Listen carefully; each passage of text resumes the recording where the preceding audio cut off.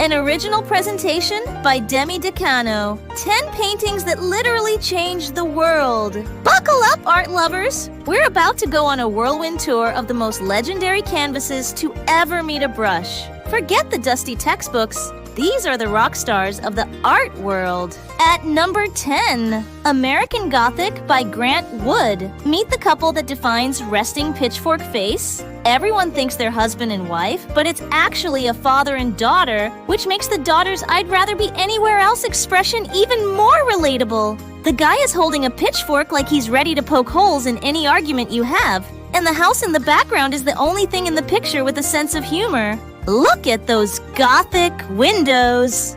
Wood really nailed the stoic Midwestern vibe here. It's a very pointed depiction of rural life, and honestly, if you aren't farming for compliments on this one, you're doing it wrong. At number 9, The Creation of Adam by Michelangelo. This is the most famous, almost high five in human history. Michelangelo spent 4 years on his back painting the Sistine Chapel ceiling, proving that he was the ultimate ceiling fan. In this scene, God is reaching out to Adam, but their fingers aren't quite touching. It's the original low battery notification.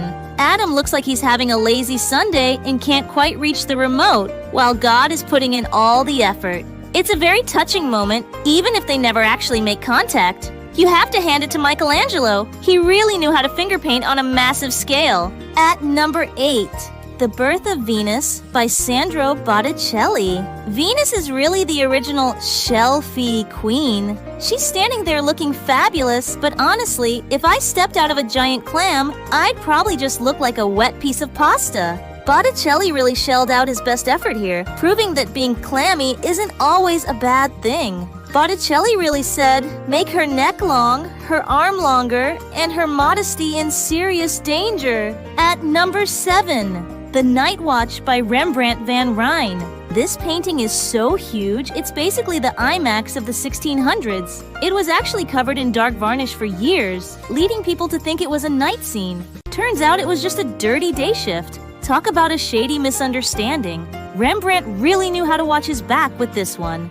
Rembrandt's The Night Watch is basically a 17th century group chat that decided to meet up in person, complete with chaos, people not looking at the camera, and that one guy in yellow who clearly went too hard on the costume theme. The girl in gold be like, I'm just here to carry the dead chicken, and wonder why these adults are playing army. At number 6, The Persistence of Memory by Salvador Dali. Welcome to the desert of, wait, what? This painting is the reason we shouldn't eat spicy food before bed. Dali famously said the inspiration for his melting clocks was camembert cheese, which explains why this masterpiece is so sharp and brief. When your watch melts, you don't need a repairman, you need a refrigerator. That painting is just a 1930s way of saying, I'm sorry I'm late, my clock was soft.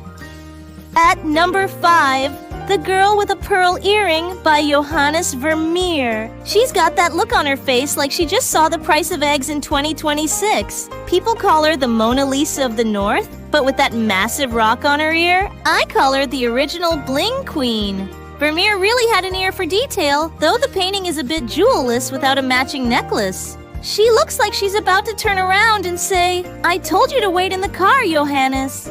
That look you make when you realize it's not actually a pearl, but just 2 strokes of paint. At number 4, The Last Supper by Leonardo da Vinci. The seating chart for this dinner was a total disaster. Everyone is on one side of the table. How are they supposed to pass the salt? It's the most dramatic, check please, moment in history.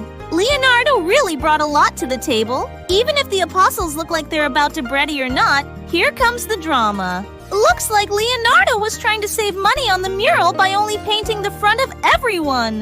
The Last Supper, the ultimate who ordered the calamari table argument. At number 3, The Scream by Edvard Munch. This is the universal face of someone who just realized they left the oven on, or saw their bank account after a vacation. Munch was feeling pretty sketchy when he drew this, but hey, we've all had those days where we just want to bridge the gap between sanity and a total meltdown. It's a real eye-popper. Literal interpretation, According to experts, he's not actually screaming. He's covering his ears because his friends are yelling, "Come on, Edvard! We're late for dinner!"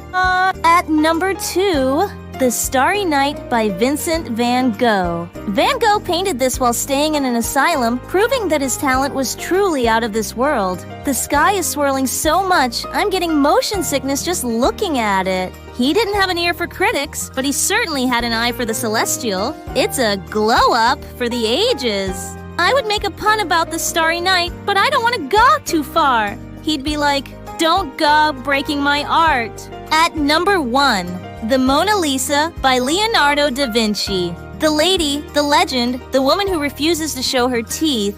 Is she happy? Is she bored? Is she wondering if she left the iron on? She's been the victim of more art tax than any other painting. People say she's priceless, but Leonardo was just Da Vinci-ing around the fact that he never actually finished it. She's got a smile that's been leasing out her secrets for centuries. Da Vinci spent years painting her. Reddit spent minutes turning her into memes. Mona Lisa invented the smirk before sarcasm was mainstream. Smirk, powered by Renaissance energy! We've shown you our top 10, but art is subjective, and your perspective is the final stroke on this canvas. Drop a comment below and let your voice be heard. Which painting on this list stopped your heart?